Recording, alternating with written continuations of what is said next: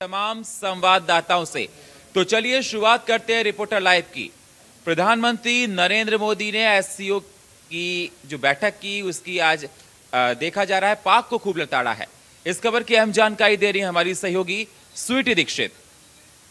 मंगलवार को एससीओ शिखर सम्मेलन की मेजबानी की। बता दें पीएम मोदी ने वीडियो कॉन्फ्रेंसिंग के माध्यम से यहां पे जुड़े और तमाम बातें उनकी तरफ से रखी गई और इस दौरान चीन पाकिस्तान के भी यहाँ पे सदस्य मौजूद रहे।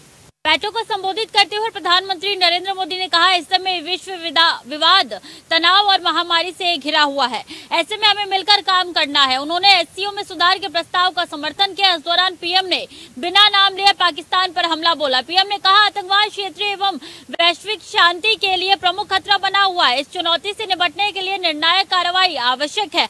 आतंकवाद चाहे किसी भी रूप में हो, किसी भी अभिव्यक्ति से हो, हमें इसके विरुद्ध मिलकर लड़ाई करनी होगी। कुछ देर क्रॉस बॉर्डर टेररिज्म को अपनी नीतियों के टूल के रूप में इस्तेमाल करते हैं, आतंकवादियों को पनाह देते हैं। एससीओ को ऐसे देश की आलोचना में कोई संकोच नहीं करना चाहिए। आगे पीएम मोदी ने कहा है कि अफगानिस्तान को लेकर सभी सदस्य देशों से मिलकर काम करने की अपील की है। पीएम मोदी ने कहा कि अफगानिस्तान की स्थिति का सीधा असर पड़ रहा है और सभी देशों की सुरक्षा पर यह असर पड़ रहा है। अफगानिस्तान को लेकर भारत की चिंताएं और अपेक्षाएं एससीओ के अधिकांश सदस्य देशों की तरह ही है।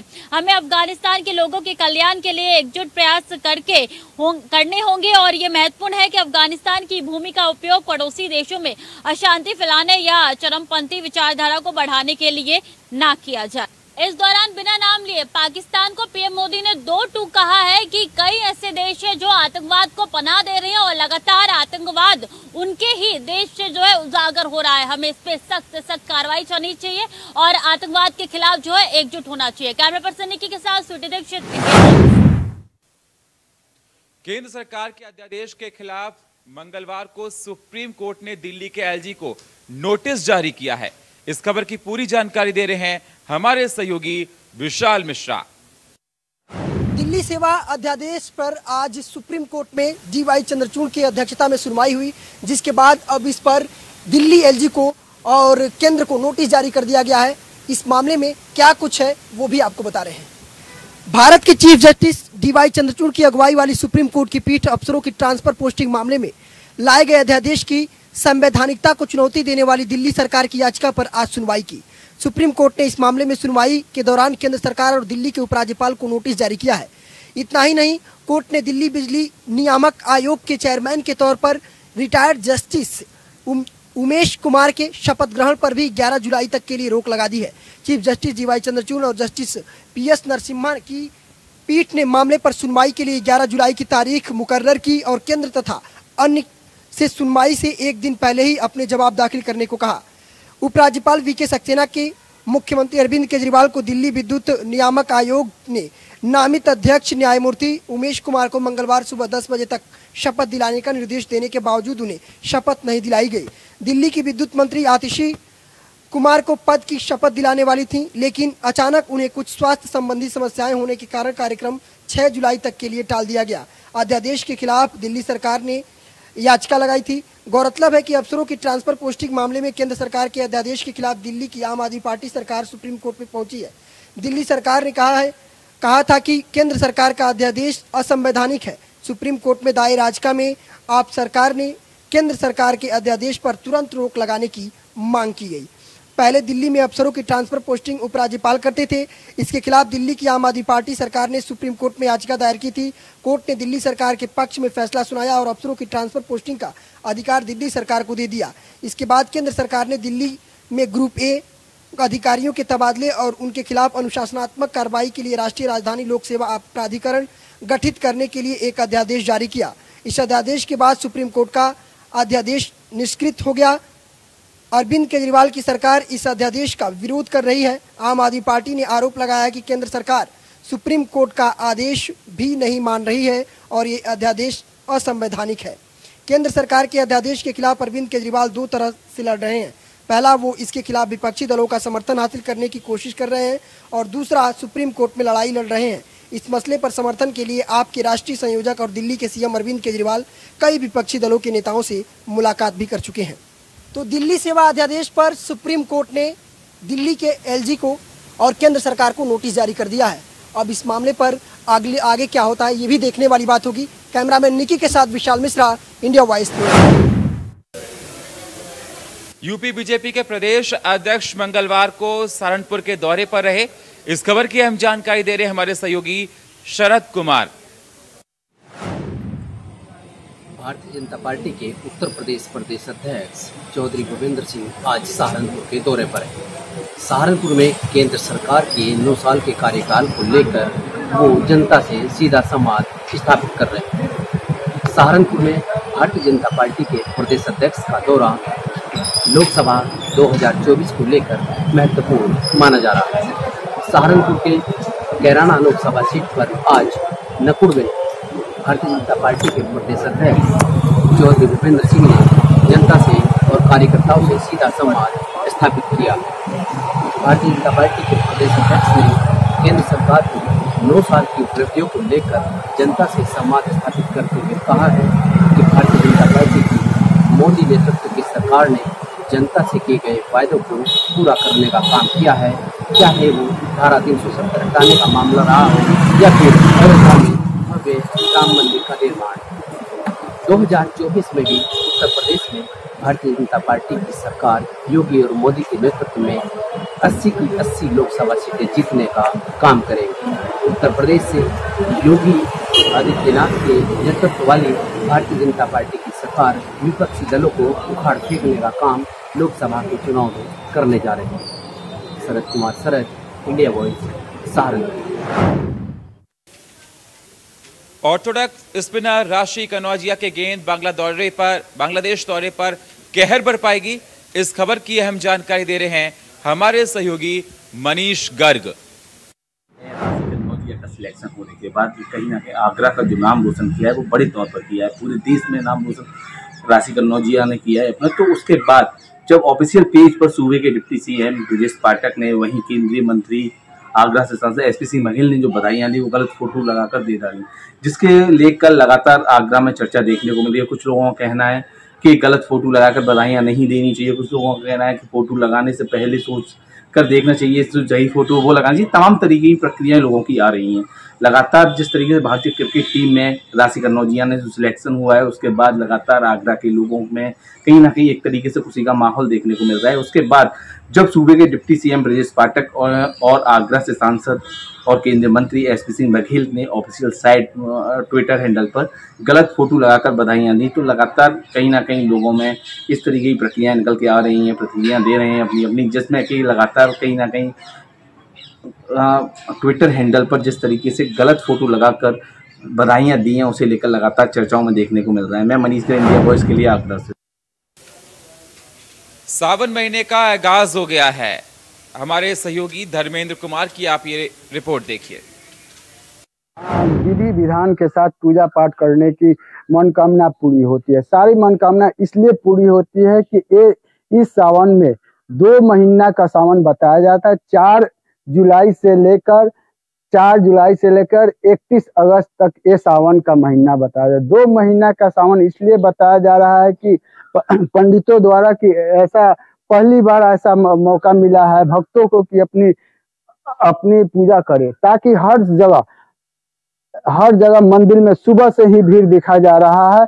जो आपको बता दे कि बच्चे बुजुर्ग महिला इस पूजा करने में लगी हुई। हर शिव मंदिर में भक्तों द्वारा पूजा किया जा रहा है। और वहीं अरे राज शिव मंदिर में, सोमेश्वर नाथ मंदिर में सुबह से 4 बजे से संधराजियों का तांता लगी हुई है ताकि जल अर्पण करते हैं। हर जगह मंदिर में भीड़ देखी जा रही है। वहीं जिला प्रशासन द्वारा पूरी तैनाती अपने हर चौक चौराहे पर मंदिर के अगल बगल में तैनात की गई ताकि कोई भी अप्रिय घटना न घट सके। हर जगह पुलिस की तैनाती देखी जा रही है, पुलिस हर जगह थी। वहीं कल अरे राज मंदिर के बगल में डीएम एसपी द्वारा मेला का उद्घाटन किया गया।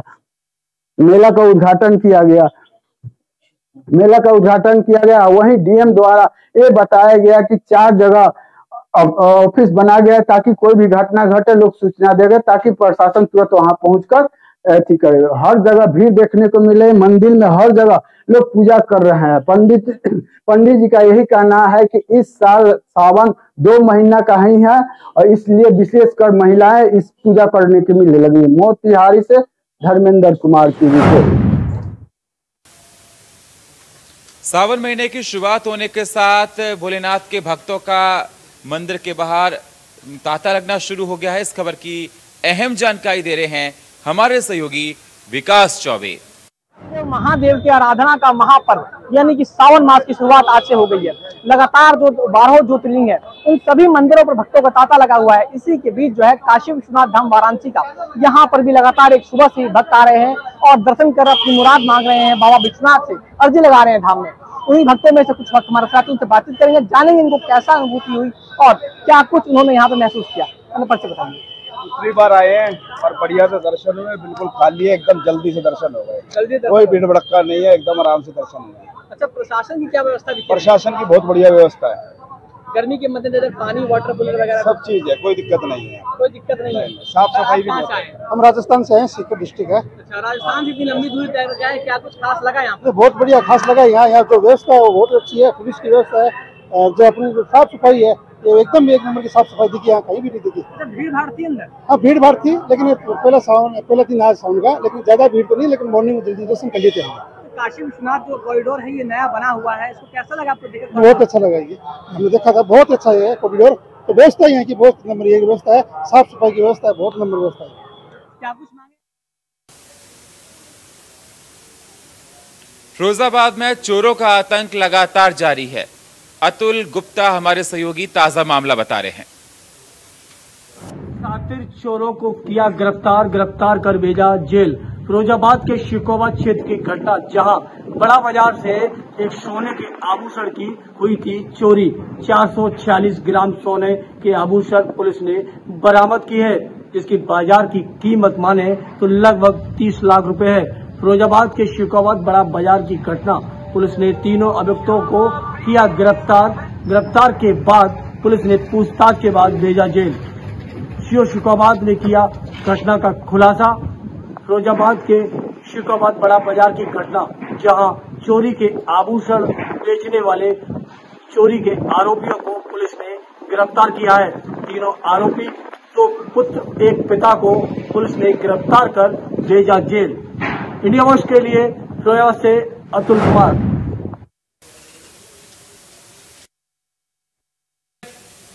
हापुड़ में पथराव नया रूप लेता जा रहा है, जिससे लोगों को तमाम परेशानियां हो रही हैं, लोगों के मन में भय है। इसी खबर को बता रहे हमारे सहयोगी शक्ति ठाकुर। हापुड़ में हुए पथराव के मामले में हापुड़ पुलिस ने की है बड़ी कार्रवाई। जी हां, आपको बता दें, हापुड़ में 2 तारीख में शाम को 2 समुदायों के बीच में पथराव हुआ था। बताया जा रहा है कि मामूली कहासुनी के बाद दोनों पक्ष आमने सामने आ गए और उसके बाद जमकर पथराव किया गया था। इसमें पुलिस ने कार्रवाई करते हुए जहां 10 आरोपियों को पहले ही गिरफ्तार कर लिया है, तो वहीं 40 अज्ञात के खिलाफ भी मुकदमा दर्ज किया गया है। आपको बता दें, पुलिस ने पहचान करते हुए 4 आरोपियों की शिनाख्त कर लिया और इन चारों आरोपियों पर 10-10 हजार का इनाम घोषित कर दिया है। पुलिस का कहना है कि चारों आरोपियों का शीघ्र ही गिरफ्तारी की जाएगी। आपको बता दें, चारों आरोपियों के पोस्टर भी हापुड़ में चस्पा करने की कार्रवाई की जा रही है। हापुड़ एसपी अभिषेक वर्मा का कहना है कि पथराव करने वाले इन सभी आरोपियों की शीघ्र ही गिरफ्तारी की जाएगी। कैमरामैन संजय कश्यप के साथ इंडिया वॉइस के लिए हापुड़ से शक्ति ठाकुर। लखनऊ में आखिर ऐसी कौन सी बात हुई जिसकी वजह से धारा 144 लगानी पड़ी? हमारे सहयोगी आशीष की ये रिपोर्ट देखिए। राजधानी लखनऊ में धारा 144 लगा दी गई है। ये धारा 144 2 जुलाई से 30 अगस्त तक की धारा 144 रहेगी। हालांकि इस धारा 144 में कई बिंदु को देखे जा रहे हैं, कई ऐसे महत्वपूर्ण निर्णय लिए गए हैं कि आगामी जो त्योहार है उन त्योहारों में कानून व्यवस्था बनी रहे। साथ ही साथ धारा 144 लगाने का मेन जो मकसद है कि किसी भी राजनीतिक दल की जो पार्टियां हैं, जो विधानसभा के बाहर या लखनऊ के जो सार्वजनिक स्थल है वहां पर आकर के जिस तरीके से प्रदर्शन करती हैं, तो वो प्रदर्शन पर भी रोक लगाई गई है। यानी कि 2 महीने तक की ये धारा 144 राजधानी लखनऊ में रहेगी। इस धारा 144 में अगर कोई प्रदर्शन करता है उसके खिलाफ धारा 144 के तहत कार्रवाई की जाएगी। साथ ही साथ जो सार्वजनिक स्थल है, उन सार्वजनिक स्थलों पर भी पुलिस की निगरानी रहेगी। जो पूजा पाठ के जो केंद्र है, जो लोग पार्कों में जाकर के पूजा करते हैं, उन पर भी कार्रवाई की जा सकती है। हालांकि ये कहा जा सकता है कि धारा 144 लगाने का जो मेन मकसद है वो कानून व्यवस्था है, कि कानून व्यवस्था राजधानी लखनऊ में बनी रहे, कानून व्यवस्था किसी भी तरीके से न बिगड़े। आगामी त्योहार है, अगर देखा जाए तो सावन का महीना चालू हो चुका है और सावन के इस महीने में जो कांवर लेकर के लोग जाते हैं, तो भीड़ भाड़ वाले इलाके में जिस तरीके से लोग संदिग्ध लोग खड़े रहते हैं, उन पर भी कार्रवाई की बात कही गई है। फिलहाल अब देखना ये होगा कि जिस तरीके से लखनऊ कमिश्नरेट ने लखनऊ में धारा 144 लगाई है, उसका कितना पालन करा पाती है लखनऊ कमिश्नरेट पुलिस। लखनऊ से आशीष कुमार वर्मा, इंडिया वर्ल्ड। सिद्धार्थनगर के डुमरियागंज के सब इंस्पेक्टर बिजली विभाग के प्रबंधक वहां पर जायजा लिया और जाकर वहां पर खामियां देखी किस प्रकार से थी। इस खबर को बता रहे हैं हमारे सहयोगी राकेश। सिद्धार्थनगर जिले के डुमरियागंज विद्युत विभाग के एमडी शंभू वहां पहुंचे और जो है वहां का जायजा लिया और बताया कि निर्देशित किया वहां के अधिकारियों की जो बरसात में फॉल्ट होते हैं उसे दूर किया जाए, किसी भी प्रकार की कोई समस्या ना उत्पन्न हो। आपको बता दूं कि वहीं गर्मी से जब परेशान थे लोग, तो विद्युत कटौती भी हो रही थी, तो फॉल्ट भी बहुत तेज़ी से हो रहा था। जो उसकी सुधार को लेकर वहां वो पहुंचे निरीक्षण करने। निरीक्षण के दौरान वहां के कर्मचारियों को निर्देशित किया किसी भी प्रकार की बरसात में कोई समस्या उत्पन्न ना हो, उसको लेकर वहां निरीक्षण किया गया। और जो राजस्व वसूली की बात है, राजस्व वसूली को लेकर भी निर्देशित किया कि उसको भी जल्द से जल्द वसूला जाए और उपभोक्ताओं को बताया जाए और जो राजस्व वसूली है उसे वसूल किया जाए। इस सब मामले को लेकर वो वहाँ पहुँचे और निरीक्षण किए। निरीक्षण के दौरान वहाँ जो कमियां हैं उसको भी निर्देशित किया, उसे दूर किया जाए। और सिद्धार्थनगर जिले में जब इस तरह से एमडी विद्युत विभाग को पहुँचे संबोधी, तो वहाँ पे बताया गया कि जो भी समस्या है उसे दूर किया जाए। सिद्धार्थनगर से राकेश यादव, इंडिया वाइड। अजीत पवार की बगावत के बाद लगातार बैठकों का दौर जारी है। हमारे सहयोगी नितिन चौधरी की ये रिपोर्ट देखिए।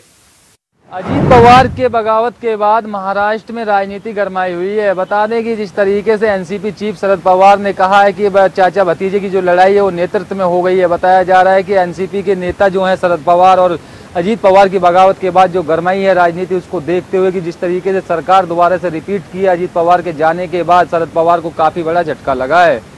शरद पवार की राजनीतिक जीवन के सबसे बड़ी मुश्किलें का दौर है गुजर रहे हैं। भतीजे के नेतृत्व में हुए विद्रोह के बाद अब पार्टी के कब्जे की लड़ाई शुरू हो गई है। रविवार 2 जुलाई को अजीत पवार की बगावत के बाद अगले दिन सोमवार को पार्टी में अपनी ताकत दिखाने के लिए शक्ति प्रदर्शन किया था। शरद पवार सतार के कराड़ा से दिवंगत वाई स्मारक पहुंचे। इस दौरान हजारों समर्थकों ने उनका स्वागत किया था। शरद पवार ने कहा कि हमारे कुछ लोग अन्य पार्टी को तोड़ने की बीजेपी की रणनीति के शिकार हो गए हैं। उन्होंने कार्यकर्ताओं के हत्या से न होने की अपील करते हुए कहा कि मेरे पास विधायकों के जाने से 2 या 3 पुराने अनुभव हैं, आगे नतीजे अच्छे भी आएंगे।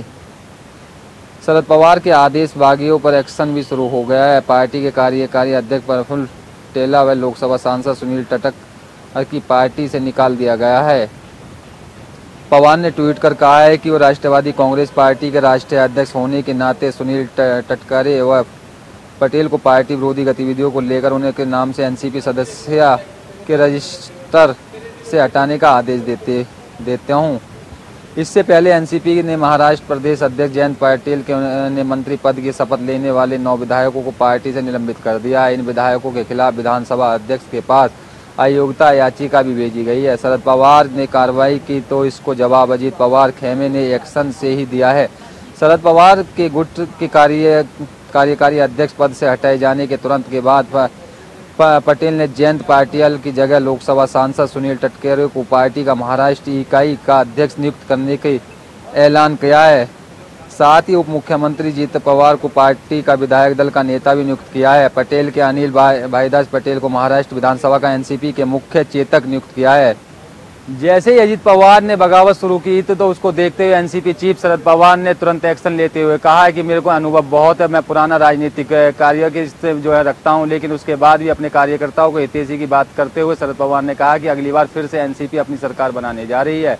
कैमरामैन निक्की के साथ मैं नितिन चौधरी, इंडिया वॉइस, दिल्ली।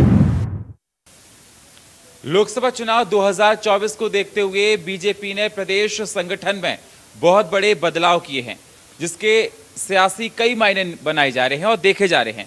दीक्षा चौधरी की ये रिपोर्ट देखिए। लोकसभा विधानसभा चुनाव को देखते हुए बीजेपी ने कई राज्यों के प्रदेश अध्यक्ष बदले हैं। इसमें सुनील जाखड़ का भी नाम है। इसके साथ ही इसमें बाबूलाल मरांडी को भी कमान सौंपी गई है। बीजेपी ने आंध्र प्रदेश में डी पुरुदेश्वरी, झारखंड में पूर्व सीएम बाबूलाल मरांडी, पंजाब में सुनील जाखड़ और तेलंगाना में जी किशन रेड्डी को प्रदेश अध्यक्ष बनाया है। इसके अतिरिक्त राजेंद्र अटेला को चुनाव प्रबंध समिति का अध्यक्ष बनाया गया है। वहीं पार्टी ने 4 राज्यों में नए अध्यक्षों की नियुक्ति का ऐलान किया है। इसमें आंध्र प्रदेश, तेलंगाना, झारखंड और पंजाब शामिल है। हालांकि पार्टी ने मध्य प्रदेश और कर्नाटक को लेकर कोई ऐलान नहीं किया। इन राज्यों में भी प्रदेश अध्यक्ष बदलने की चर्चा थी। फिलहाल आपको बता दें, पंजाब में अभी तक प्रदेश अध्यक्ष की जिम्मेदारी अश्वनी शर्मा संभाल रहे थे। पार्टी ने पंजाब में विधानसभा चुनाव से पहले कांग्रेस छोड़कर आए पूर्व कांग्रेस नेता सुनील जाखड़ को कमान सौंपी है। तो वहीं केंद्र में मंत्री जी किशन रेड्डी को तेलंगाना की जिम्मेदारी दी गई है। अभी बी संजय कुमार तेलंगाना के अध्यक्ष थे। वहीं बीजेपी ने पिछले दिनों बिहार में प्रदेश अध्यक्ष को बदला था। अब पार्टी ने बिहार से अलग होकर बने झारखंड में बदलाव किया है। पार्टी ने यहां पर पूर्व मुख्यमंत्री बाबूलाल मरांडी को कमान सौंपी है। झारखंड में झमुमो की अगुवाई वाला महागठबंधन सत्ता में है। अभी तक झारखंड में पार्टी संगठन की कमान दीपक प्रकाश के पास थी। मरांडी विधानसभा में नेता विपक्ष थे। ऐसे में संभावना है कि पार्टी नेता विपक्ष की जिम्मेदारी किसी और नेता को सौंपी जा सकती है। वहीं आपको बता दें, बीजेपी कुछ और राज्यों में प्रदेश अध्यक्ष बदल सकती है। ऐसे में जिन राज्यों में बदलाव की चर्चा थी, वहां के बारे में 7 जुलाई की बैठक के बाद फैसला हो सकता है। वहीं 7 जुलाई को जेपी नड्डा की अध्यक्षता में बैठक होनी है। इस बैठक में भी कई अहम बदलावों को लेकर चर्चा जारी है। कैमरामैन निक्की के साथ दीक्षा चौधरी। और फिलहाल रिपोर्टर लाइव में इतना ही। बाकी खबरों के लिए आप बने रहिए इंडिया वॉइस के साथ। तब तक के लिए नमस्कार।